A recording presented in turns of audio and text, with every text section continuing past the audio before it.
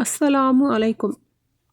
Abu கத்தாதா Harris பின் ரிஃபி ரலியல்லாஹு அன்ஹு அவர்கள் கூறியதாவது, நபி ஸல்லல்லாஹு அலைஹி வஸல்லம் அவர்கள் லுஹர் தொழுகையில் முதல் 2 ரக்காத்துகளில் அல் ஃபாத்திஹா அத்தியாயத்தையும், ஒரு ரக்காத்தில் ஓர் அத்தியாயம் வீதம் வேறு 2 அத்தியாயங்களையும் ஓதுவார்கள். அவ்விரு ரக்காத்துகளில் முதல் ரக்காத்தில் நீண்ட நேரம் ஓதுவார்கள். 2வது ரக்காத்தில் சுருக்கமாக ஓதுவார்கள்.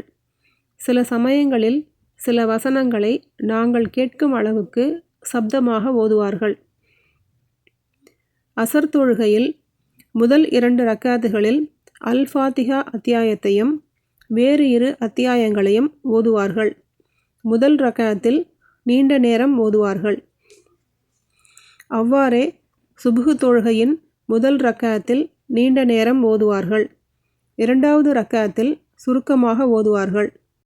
புகாரி 759.